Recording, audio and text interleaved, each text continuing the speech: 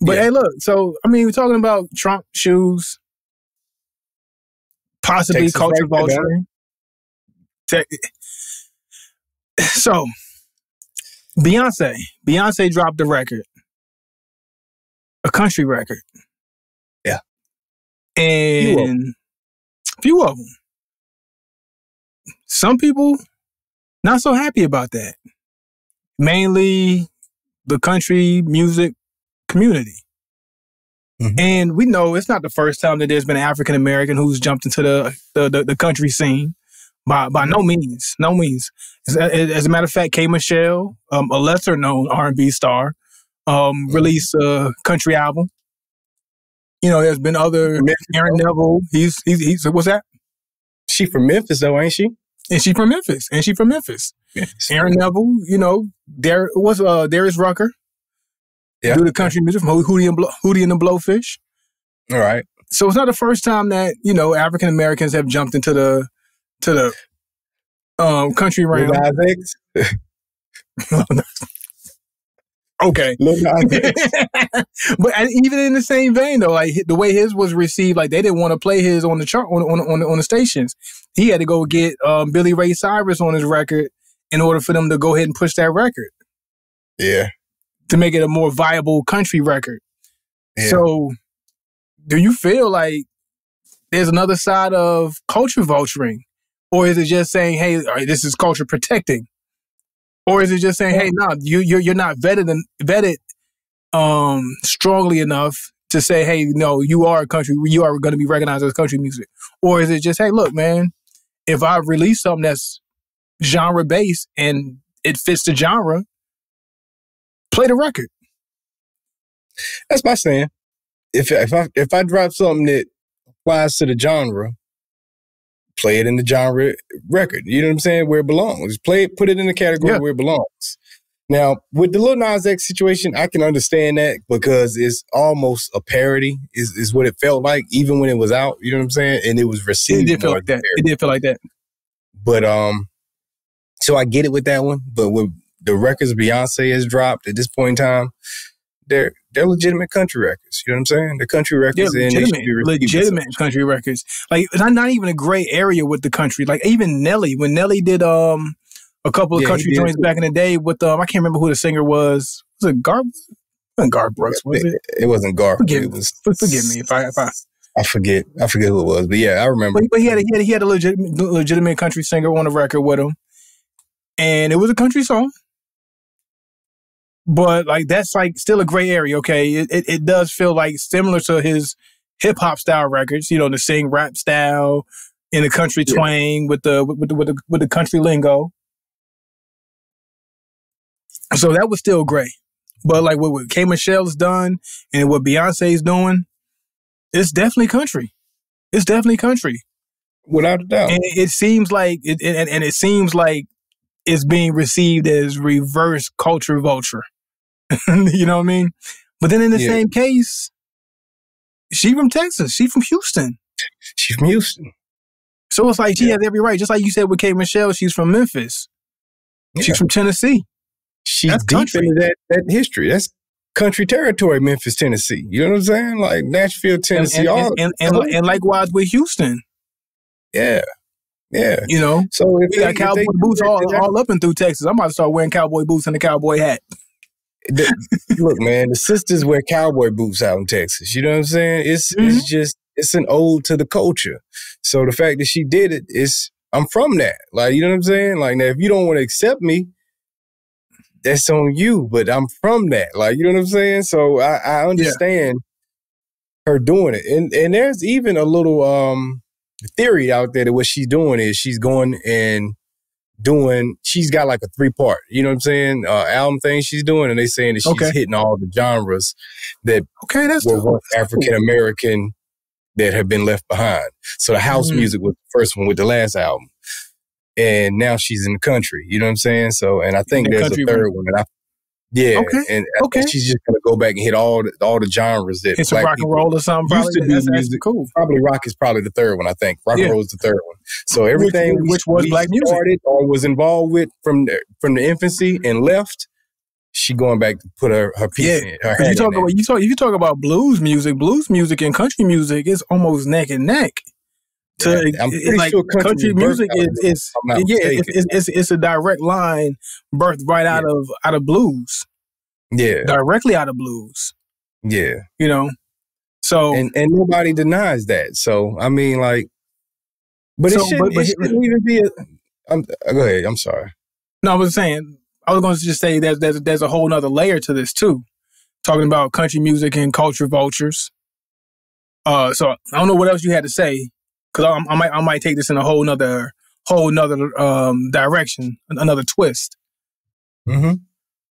But country music, especially this newer country music, has a lot of hip hop elements. Mm-hmm. A lot of hip hop elements. So not only does the country music of old directly stem from blues, but now we're having a lot of country music. I mistakenly came through this country station on Spotify, I think it was, and I'm hearing some pretty dope country music. I'm like, yo, this actually sounds pretty dope. And a lot of the background music and the way they're approaching it sounds a lot like hip hop. It had beats with triplets back in the day, like when the triplets was really hitting. It had triplets in the beats and the way the cadences were. Trap. Not just hip hop, they taking directly from trap and incorporating it in the country music.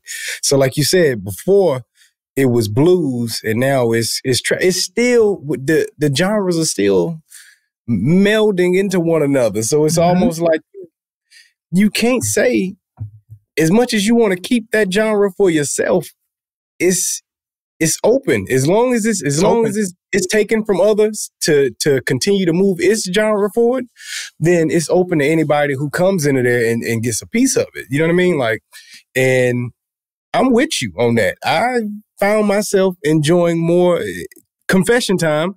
When I hear some of them country songs, I found myself enjoying some of them country songs more than I enjoy some of these rap songs I hear now when I hear them. And they cleaner with it. They nice with it. It's just, and you know, I never thought I would have ever said that. I'm surprised I just said that on wax. Like, I recorded that. Like, you know what I'm saying? But I got to tape it. It's on tape now. Like, you know what I'm saying? But you gotta be open to it, man. Like, I don't want to make this, I don't think it's entirely a race thing. Cause like you say, we've had, like, you know, Darius and Hootie and the Blowfish and stuff. Like, we've had that in the past. I want to say it's more just you don't want to recognize an artist outside of what you originally know him for. I want to say that's more so what the issue is. You know what I mean? Is she too big of an artist to bend genre? That's what I'm thinking. Especially that genre. Well, and this is why I'll say I don't think it's a race thing. I think it's literally an issue with country being very picky about what type of artist they let in, because Taylor Swift got kicked out of country. You know, we all forgot. Yeah, she started as a country artist. When Kanye came and took the mic from her and said, Beyonce had the greatest album, the greatest video, she was accepting her award as a country artist. She started trying to do pop, and country was like, nah, man, we ain't calling them records too pop. That ain't country. So she was like, all right, you want to tell me I can't do that? And I'm just gone then. I'm going to just go do pop exclusively since y'all want to act funky. Yeah, good luck with your genre. Went on to become the biggest artist in the world after that. Like, you know what I'm saying? Like, so it's bigger than race. Country is just, they're trying to protect that genre a little too hard. Like, you know what I'm saying? Yeah. And you can't do that. And I think hip hop has learned that too. You can't protect your genre too much that you lose that notoriety that can come from it. New fans that can come through it. You know, something you can put on their shoulders to say, we're going to move the genre forward so we can stay relevant. That's probably how rock and roll died. I mean, not saying that rock and roll is dead, but it's not the genre that it used to be. Yeah. It's not the genre it used to be. Blues wasn't like genres pass. And they don't stay relevant as long as they could, because they try to stay too specific. You have to stay too much to a particular format that says this is what that is. Now, hip hop, I'm not gonna lie and say, hey, we've gotten loose on the flip side. Hip hop's got loose with the genre. I agree. A lot of blurred lines. There's a part of me that understands what country's doing. There's a part of me that wish we would have did it with hip hop to an extent. You know what I'm saying? But at the same time, no, that's not hip hop. That's something else. We have to, because it was a point 5, 6, 7 years ago. We're like, no, we got to start calling this something different. We can call it a subgenre of hip hop, but we have to put a name on this. We have to put this not necessarily in a bottle, but we have to have some kind of separation, a perforated separation of some sort to say this is something just a little bit different. It's a little different. Yeah. I wish we would have did it. We didn't do it, and it is what it is. You have to let art become what it's going to become. Like, that's the only way we continue to push forward. We're not doing classical. People aren't doing classical music the way they were in the 1800s. You know what I'm saying? Like, and it is what it is. You know what I'm saying? There's somebody that was born in 1900 that was mad as hell classical died. Like, you know what I'm saying? What happened, man? Don't nobody put out what's this jazz? Like, you know what I'm saying? Like, classical music? Come on, put that Beethoven on, man. Yeah, somebody felt that way at some point, but it's crazy. We ended up with rap out of all of it. You know what I'm saying? And now rap is becoming something else, and we're ending up with something new. Like, and it's just going to continue to be that. Art will always expand, and some of what it becomes will be better than some of what happens along the way. You have to have that. You have to have that fine line of allowing growth, but then a fine line of defining. Growth and definition, you got to find those parameters, healthy parameters. Yeah. So. And if you have an artist from another genre that comes in and does it in a respectful way to your genre, and they doing it the right way and following all the rules, and they not doing nothing out to bring the quality of your work down. Yeah. Take it as a pat on the back, man. You know what I'm saying? Like they showing love, like, because it is what it is, man. Because that feels like more respect than not. They're respecting the genre. It's ode to the genre, and it's pushing the genre forward and keeping it relevant.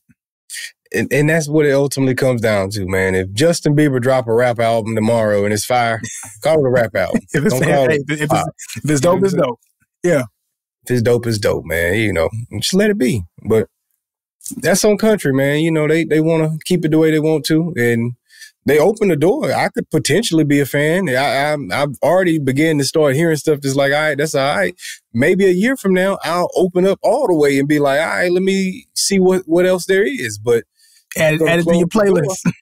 Put this on my playlist. Maybe we can get there. You know what I'm saying? Because I'm getting to the point where I'm like, some of this ain't that bad. But if y'all want to close the door and not allow some of it to continue to grow and develop, you're going to close the door on certain listeners, man.